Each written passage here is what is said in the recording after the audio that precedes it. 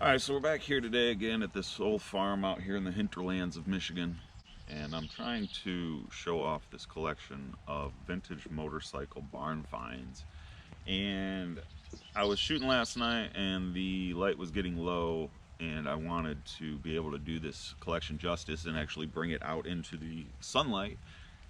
Well, we're in Michigan and it decided to start raining. This weather never cooperates here. So we're gonna go into this shed here and see what's in there. There are three more really cool bikes in there.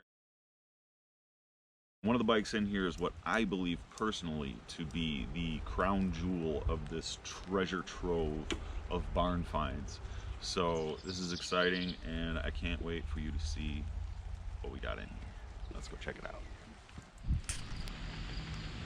How you may ask, and I honestly couldn't tell you, but on the first day of filming this, I completely forgot to show you this. Now honestly, what motorcycle collection could seriously be complete without a CRF/XR50? These cool little machines brought more kids into riding than maybe almost any other bike than PW50. This one is pretty clean, pretty nice little bike, and it's got this super cool vintage Mickey Mouse sticker on it. So I don't know how I could forget that one, but here it is out in the rain.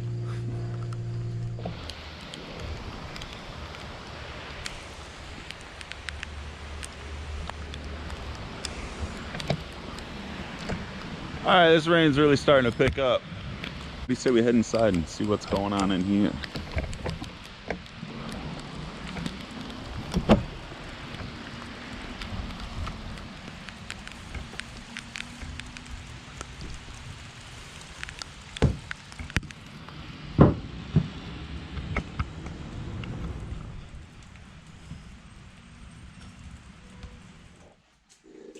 So up first, as soon as we walk into this shed, we got to address the beautiful baby right in the room. Look at this thing. This is a January 1975 Honda CB550 Super Sport. This is a sweet bike, man. It appears to be pretty much stock other than bars and the rear set and these polished intakes. And it actually has no pipe on it. It just has the header, and it's running an open header, which makes it a little raucous. Now this bike runs. It has a brand new clutch in it. Need some new grips. Grips coming off there on both sides. And it runs. Apparently though, the clutch for some reason slips at higher RPMs, so that's got to be addressed. I don't know what's going on with that, but otherwise this bike is in running order and ready to roll, and it's a sweet little machine. So you might look at it and say, oh, just another old Honda, and say to yourself, yeah, you keep saying that all these bikes have historical value, but this bike really does. It is the it's considered the perfect road bike by a lot of people from the era. Famous author and Cycle World editor Peter Egan wrote an article, editorial about these bikes, saying that they are just about all the motorcycle most people would ever need. They're peppy, they're quick, but they're not fast. I mean, you know, they'll do 100 miles an hour, but by normal, you know, by today's sport bike standards, they're severely lacking. Also, the suspension is a little weak. They tend to pogo a little bit, but all in all, these are just fantastic riding bikes. And this one, with the riding position, is probably not an all-day tourer, and definitely not an all-day tourer. You got a lot of weight on your wrists here, but I think for short sprints, this bike is a good time. It's got a few things that need to be adjusted. shifter's in an awkward spot, and the brake's about right. Also, one thing that this bike has that I just don't care for is this seat. I don't know what it's from. It's definitely not stock, but it's wide, and it hits in the thighs, and it's just kind of awkward, and let's be honest, it's ugly. So I think that it could do with a much better seat, and that would make it just so much better. So this one, you know, doesn't need a little bit of clutch work. I would say put some new suspension on it and just ride the wheels off it. It's such a cool bike. Such a cool bike. All right, next up we got another small displacement bike. Earlier we saw a 50, a Trail 90, and this one is an XR80. This one is a 1986 model. Now, this bike, I would say, is probably, you know, the least significant, the least special of all of them, but it's still an excellent little motorcycle. This is a great transition bike from the little 50, moving up to bigger bikes. This one, you know, it's not going to be competitive in anything. There's a lot of groups that build XR100s and race them and like mini supermoto race them, and they're fantastic bikes, and they have a different transmission than this one does, so it makes it more conducive to that type of riding. This bike has a super low first gear in it, and it's an excellent woods bike, and it's an excellent bike for kids, and overall just a fantastic little motorcycle. Now, if you look, this one, it's got some work going on to it. Apparently, it threw the timing chain and took out the timing gears on the cam. So this one's out of commission for a little while, but it really, I don't think it needs much to get it back going. And it's a fantastic little bike for a kid. Even for an adult to toot around on, they're fun. Very cool. This one, it's had some love put into it. It's got new tires on it. It's got a new clutch in it, and it's a sweet little bike. It's got the coolest vintage Sunline little mini finger grip on it. That is the coolest thing ever. All right, we're reaching the end of our journey. We've looked at every bike here except one. The one that I promised would be the crown jewel of this collection. The coolest bike that I think is on this property, the coolest machine on this property. And this is a super low mile, one owner, barely used, amazing, super cool bike.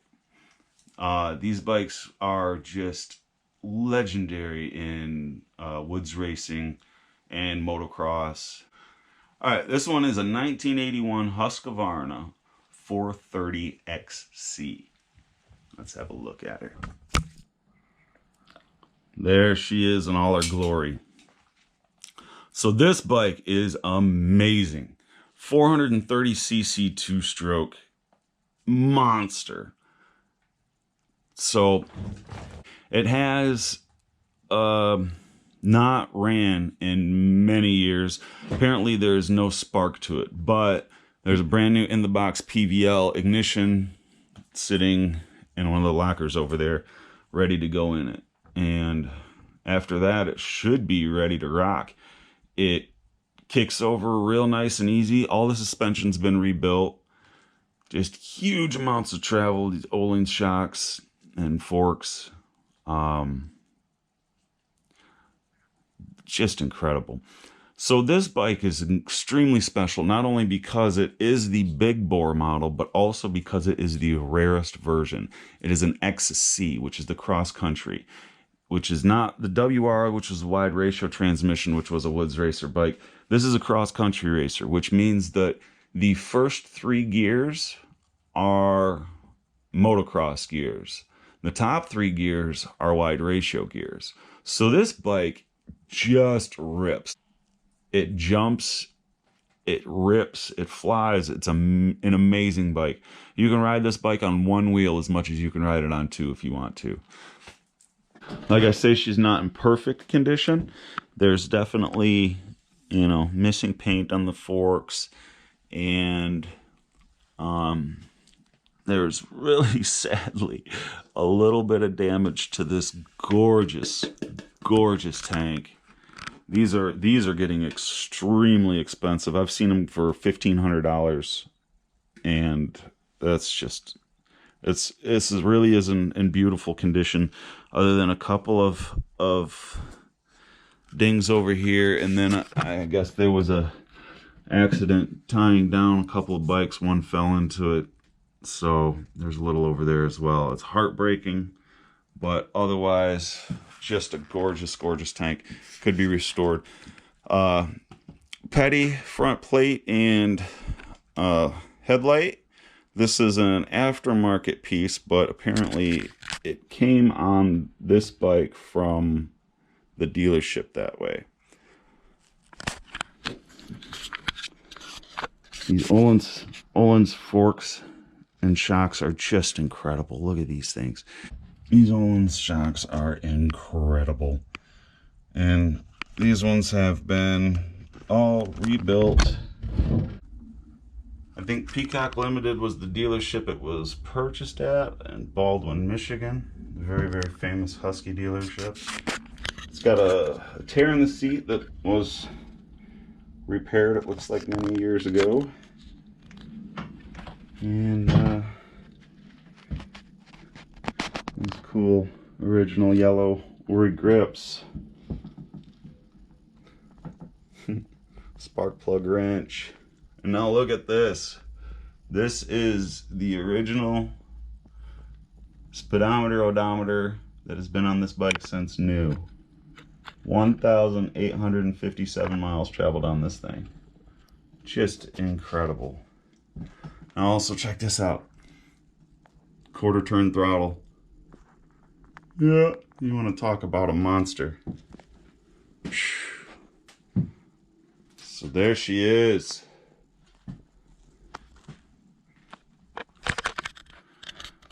All right, that's pretty fantastic for a motorcycle collection, wouldn't you say? It's almost sad to see so many of them in disrepair, but that's really how it goes a lot of times, especially with these Barnfind collections. People will, you know, buy stuff and have the best of plans, and a lot of times it just doesn't work out. But it makes a really cool experience when you can come across a collection like this and potentially help get it moving into the daylight. But I promised you there would be some other things too. So we got a couple more things to go and look at. We haven't even checked out the murder barn yet. All right, let's go see what's over there. All right, it's murder barn time. Wish me luck. So honestly, if you were driving by, you would probably look at this and say, oh, that's probably where the cool stuff is hidden, out in that creepy old murder barn. But unfortunately, that's not really the case here. The roof is falling in and it's leaking everywhere. So luckily, most all the cool stuff has been evacuated. But there are still a couple of cool things out here, and things that really need to be taken care of. So first off, check this out.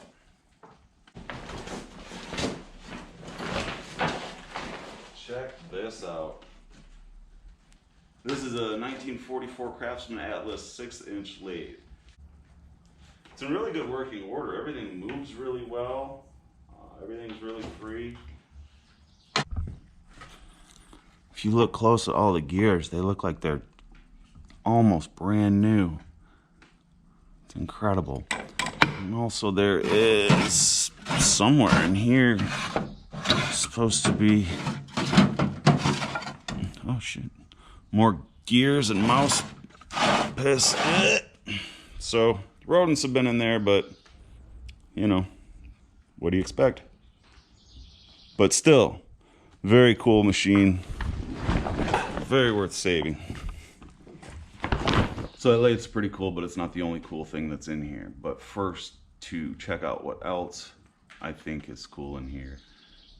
Because I'm a gearhead. There's other things in here that other people might think are cool, like little antique things that are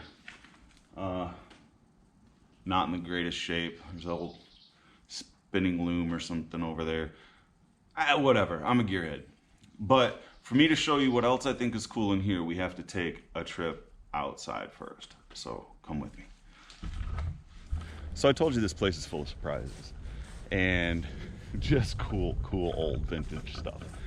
So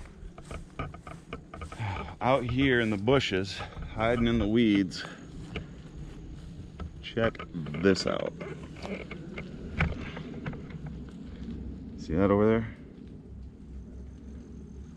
Yeah, that is a 1957 Crestliner.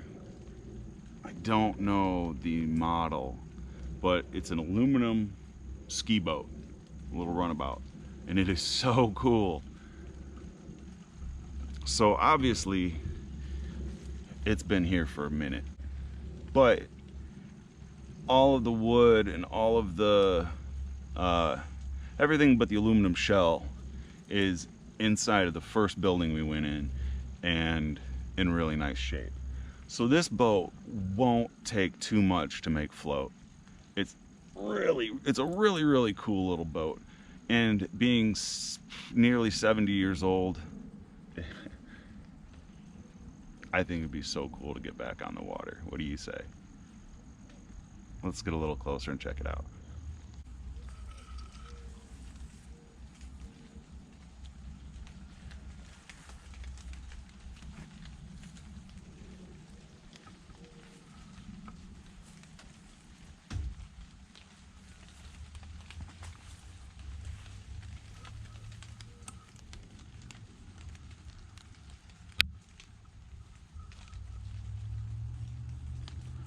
So at some point it had this god-awful paint put on it, and it's just ugly as sin. But this paint actually etches into the aluminum, so it's really hard to strip. And somebody started the process of stripping it, but apparently it is a pain in the butt. But if you look at it, it's really in nice shape. Really needs to get back on the water one of these days. All right, battery died on my GoPro. Got distracted tinkering on some stuff. But all right, here we are. Finally, last trip into the murder barn to show you one last cool little bit of machinery. And this is what goes to that boat. Check it out. Look at this beauty.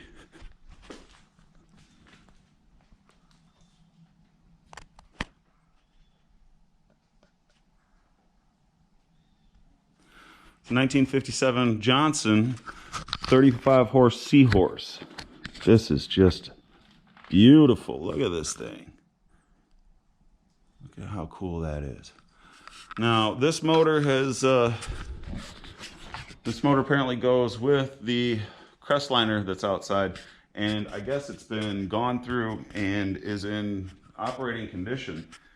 We come over here, we can see that all of the fuel mixture controls move freely, which is cool. Choke moves freely.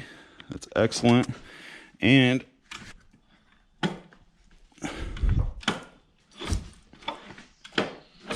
it pulls, so the motor turns over. So, in my opinion, that means we will be able to get it going, and we'll get out on the water. Maybe. Man, I don't know about this little barn though. I don't know if this one's worth saving. Hockey skates. Alrighty. Anyway, that's it. Let's get out of this barn. So how cool is that, huh? We got to tour this property and see this, I think, pretty incredible collection of vintage bikes, boats, and weirdo lawnmowers and lathes, and I mean, 1980s, well, 1990s BMX bikes, cool stuff. And I've really enjoyed bringing this to you. But there's one thing that I'd like to discuss, is that I've watched a bunch of these Barnfind videos, and every time I watch one, I find myself thinking, how could you do that? How could you let that old treasure sit and rot and just fall apart, turn into some crusty old barn find? So I tell you, my deep dark secret is that this collection is mine. Yep. And sadly, it has been, although well preserved, neglected for far too long. And it happens. So life happens. You grow up, you get busy, things take your time and your money, and at the end of the day, sometimes projects have to be put on the back burner that you will get to one day. You'll get to it one day. And it's tough, and a lot of people never do. In fact, I would say most of them never do. I am trying my hardest to break my streak of neglect and get my toys moving, because as I've shown you, I do have a pretty cool little collection going. So hopefully this channel, I can continue to create videos and continue to progress with my my projects. I got a lot of fun stuff, fun ideas coming up. I've already gotten, you know, on the season I already finished rebuilding my CT90, and I'll show you some of that in the future. So I hope that you enjoyed watching this as much as I've enjoyed bringing it to you, and look forward to bringing you more videos in the future.